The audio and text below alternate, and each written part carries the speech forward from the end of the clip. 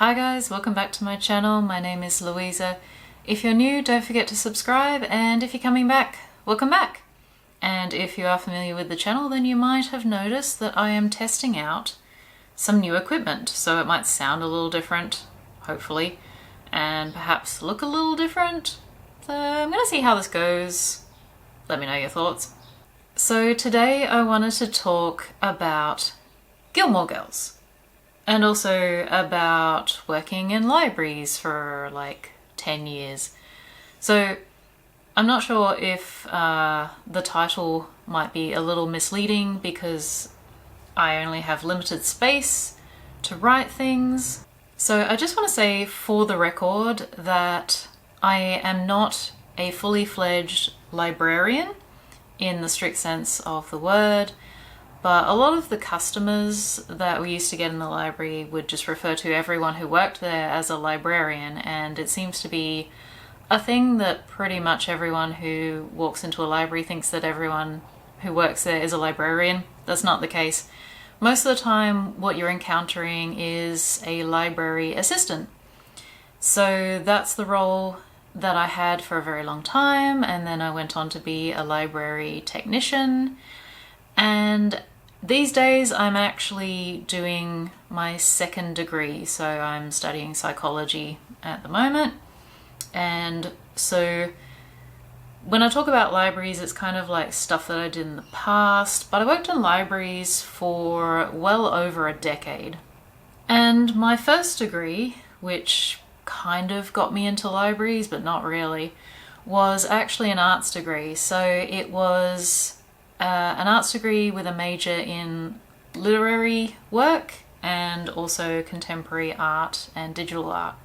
So that degree is how I learned the process of video editing and various other art forms.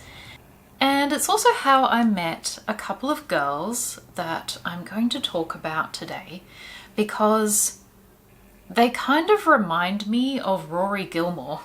So full disclosure, first full disclosure, I'm not a fully fledged librarian. Second disclosure, I have not watched the entirety of Gilmore Girls. I've seen patchy bits and pieces here and there. I watched the entirety of the revival, but in terms of the other previous seasons, I think the only one that I've seen fully is maybe season 1, and that was the most recent lot of Gilmore Girls that I've ever seen. So my introduction to Gilmore Girls was one random episode that I caught on TV, and it immediately gave me the ick, and I refused to ever watch the show after that. Like, I didn't go back and start from the beginning and get to know any characters, and I was just immediately put off the main protagonist. So the random episode that I happened to catch at the time was Rory kissing Jess whilst she was still with Dean. For those of you who don't know or don't care about Gilmore Girls, I don't blame you. It took me a while of sort of listening to different opinions about the Gilmore Girls and also talking to friends of mine who were serious fans of the show to understand why they enjoyed it. The basic premise of the show is this. There is a young mum who was a teen mum. So she got pregnant when she was a teenager, and that's Lorelai Gilmore, who is one half of the Gilmore Girls. And then there is Rory Gilmore, which is her daughter. So the mum's in like her early 30s and the daughter is like 16 or something when we are first introduced to them. And the girl, Rory, is very smart. She's very bookish. We're introduced to her as a character who is a bit of an introvert, even though a lot of the ways that her and her mum talk to each other would suggest that she's not that much of an introvert, and she does tend to socialize quite a lot later on in the series. But she's in the same vein as a lot of other popular fictional characters such as Bella from the Twilight series, where she's this sort of introverted, bookish, kind of plain Jane, but secretly or mysteriously everyone is attracted to her. She's like low-key beautiful, all the boys in town drool over her, and for some reason she's always in like love triangles, or in the revival she's in a love square. And unlike characters such as Bella from Twilight, it's actually more realistic in terms of what happens to people who actually behave like this and who actually go through life in a state of delusion, which is essentially driven by escapism, by constantly disappearing mentally into books and living vicariously through fictional characters. So as I mentioned before, I studied literature, and when I was at university I became friends with a couple of girls. And for the sake of anonymity, I'm going to call them Meredith and Caroline, because I don't know anyone called Meredith or Caroline. And then after I graduated from university, I got a job in libraries, and I sort of worked my way up. Everything that I learned in libraries, I learned on the job, so I don't have any formal qualifications in that department. But yeah, I went from a library assistant to a library technician. But when COVID hit and all the libraries shut, I realized that I needed to find a different occupation because I was suddenly completely out of work. So that's when I decided to study psychology. And I think without COVID, I probably would never have had the push that I needed to kind of get out of the library career path, which like isn't a bad career path. It's just that I either needed to go back and study more and become a librarian, or I needed to study something else and become something else so that I could actually move beyond the pay grade that I was stuck at. So in my decade plus in public libraries, I saw a lot of interesting things, including 80-year-old ladies borrowing Mills and Boon romance novels. And I'm not talking about like, you know, the pink or the blue Mills and Boon. I'm talking about the red. I'm talking about the saucy stuff. I'm talking about the legit literary softcore porn. Look, I'm not here to judge. I'm just here to pimp out books. You can call me the book pimp. I'll keep your secrets, ladies. So I generally don't read a lot of fiction. I actually mostly read non-fiction. And I went book shopping last week in Launceston and I bought myself 3 non-fiction books with my Christmas voucher.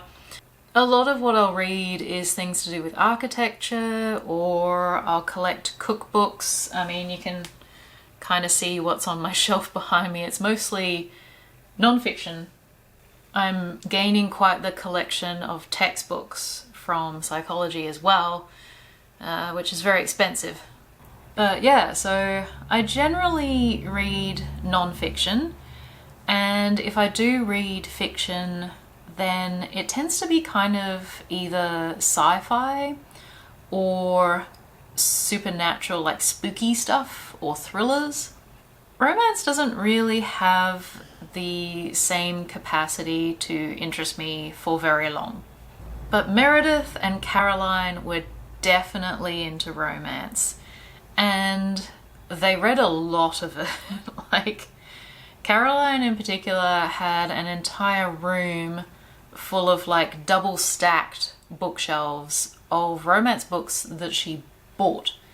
And there was a bookshop in Brisbane that she used to visit frequently, which was literally just romance books. And a lot of these stories, they center around a female protagonist who is, for some obscure reason,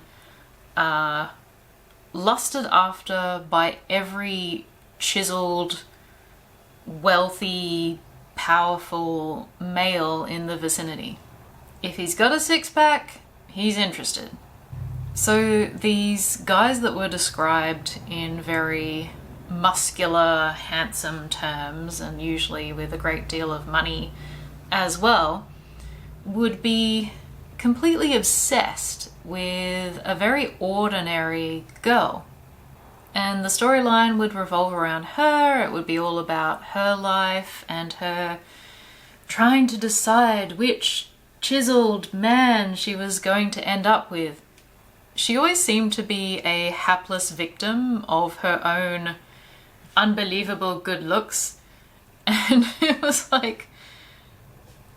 very fantasy. Like, it's very untrue to real life.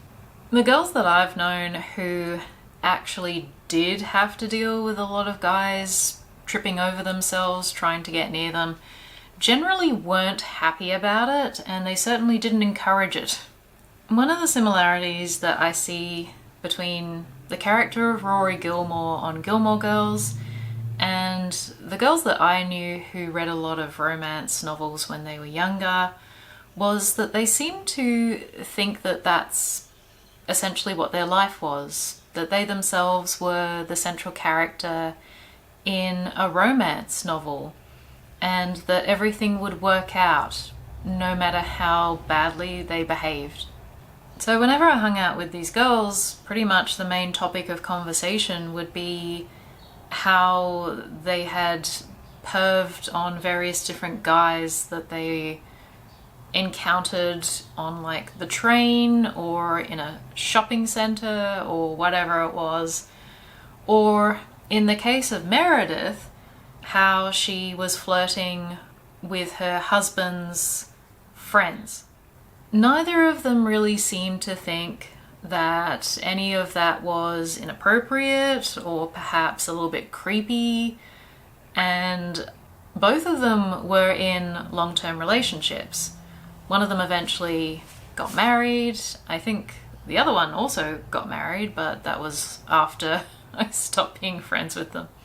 But they were living with their partners while also talking about other men in very graphic terms, and there would be a lot of conversations about like, ooh, this guy was so chiseled and I wanna, yeah. Literally, that was the sound effects used in real life. Actual conversations. So they spent a lot of time objectifying men, and then they started to complain about how their respective partners did not live up to these fantasies. With the character of Rory Gilmore, she saw absolutely no problem with cheating on and lying to the people that she was ostensibly in a relationship with. The character of Dean in particular was someone that she gaslit and made him think that he was crazy for suspecting that she was being unfaithful to him. And the only reason why they broke up is because he realized that she was, in fact, being unfaithful to him. Then later on, when she needed something from someone, she needed some kind of validation, she needed to feel special, her life wasn't panning out the way that she had imagined it would, because she was supposed to be the heroine in this romance novel, and reality wasn't matching up with the delusion. So to try and regain some sense of her own importance and her own value and significance in the eyes of others, she decided to reel in a guy that she had rejected, who had since moved on and gotten married, and proceed to have an affair with him. In a similar fashion, Meredith, that I went to university with, she repeatedly dumped her boyfriend. They met when they were in high school. They dated since they were like 16, 17 years old. and eventually got married in their early 20s. But in the interim, she dumped him twice, and then when things didn't pan out with the other guys that she had already lined up before she dumped him, then she would reel him back in and say, "Oh, hey, I miss you."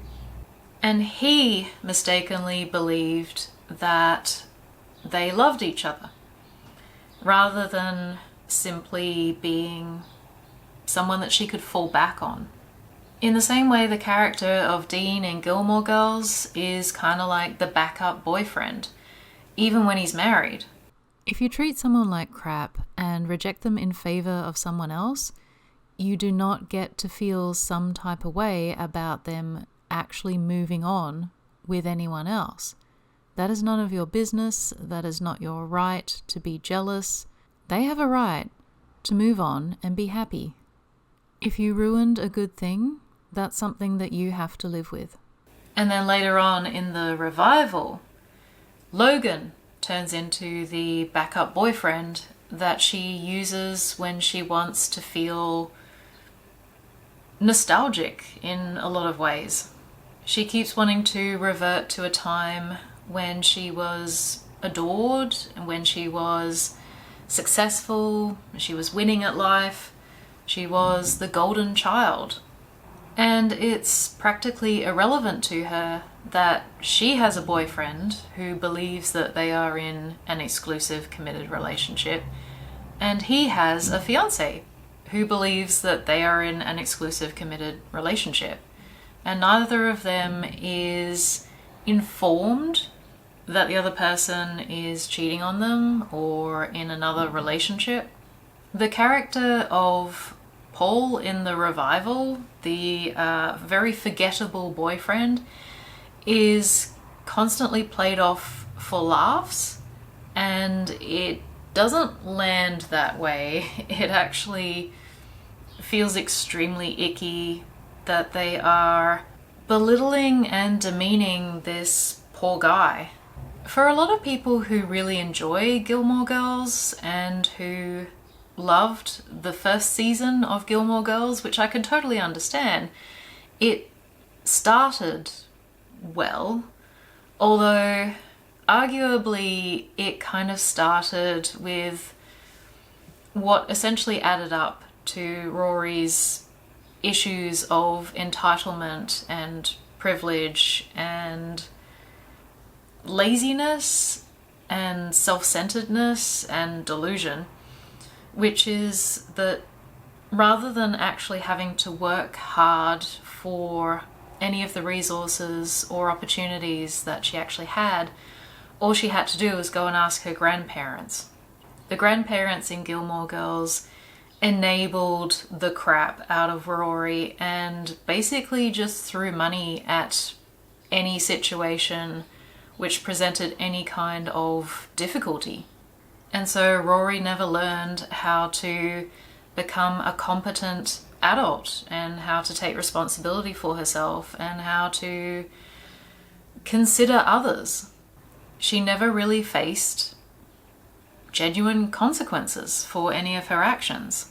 Even when confronted with the reality of Dean's wife, Lindsay, who had had her life destroyed by the affair that Rory had with her husband, even when confronted with that reality, she still doesn't really have any remorse.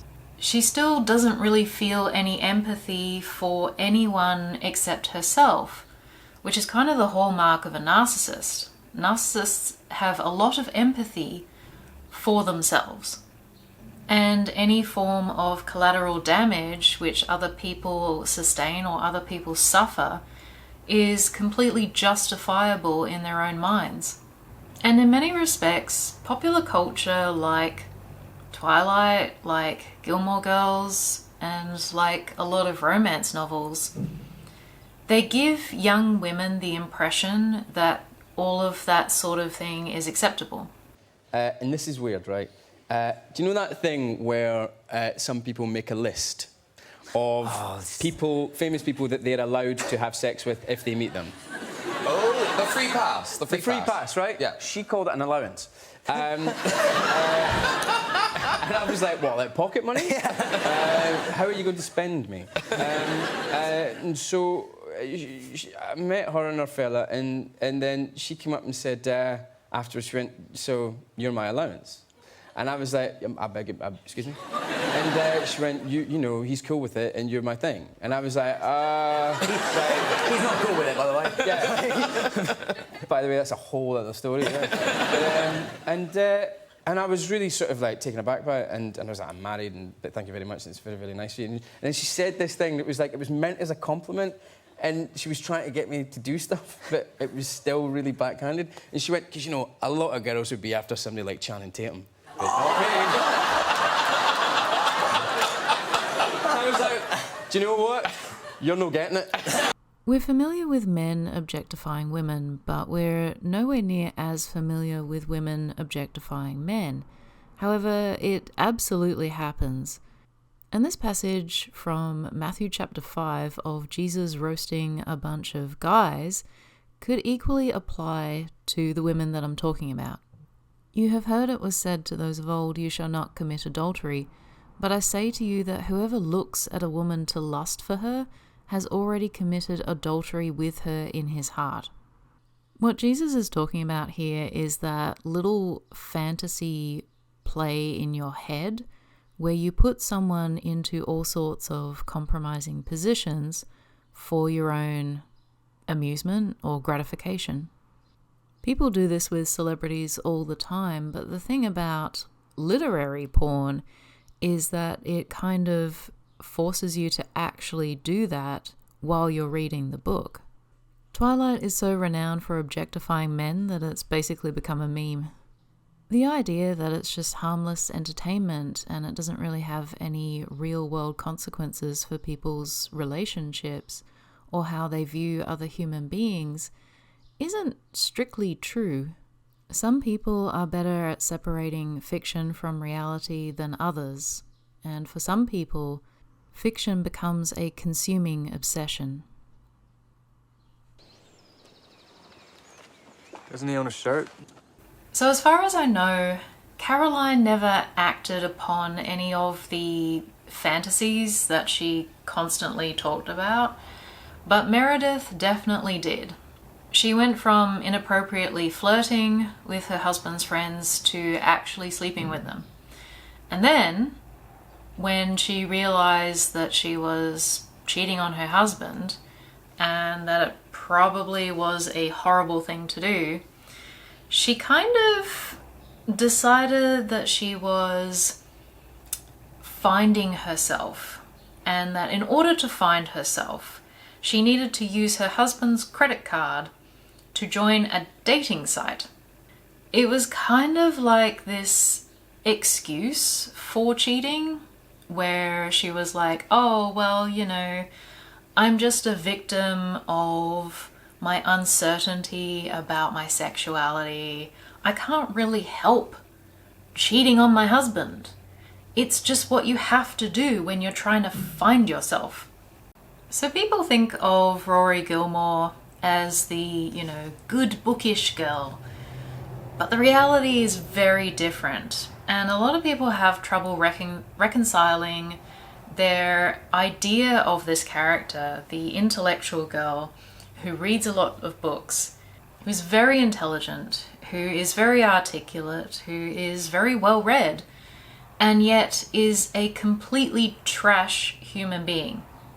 And they end up suffering from this cognitive dissonance where they can't seem to realize that this is the same person, that that is who the character actually is this careless, thoughtless, self-centered narcissist, simply because it doesn't fit in with their stereotype about intellectual, bookish women.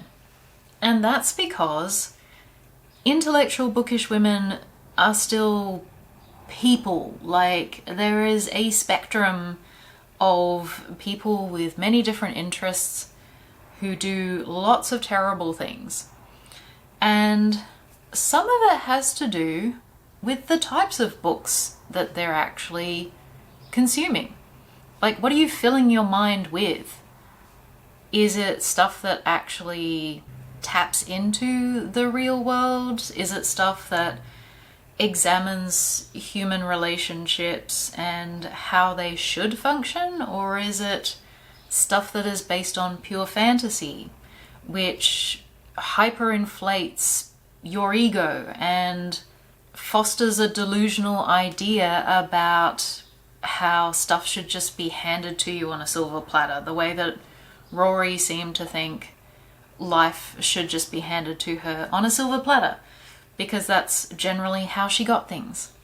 But the one thing that I will say about the Gilmore Girls is that it is surprisingly true to life, in that, I mean, I'm not sure what the writers are like as people, but it kind of seems like whatever their initial intentions with the character was, they kind of just followed the natural consequence of the personality of the characters and their life experiences and where that eventually leads.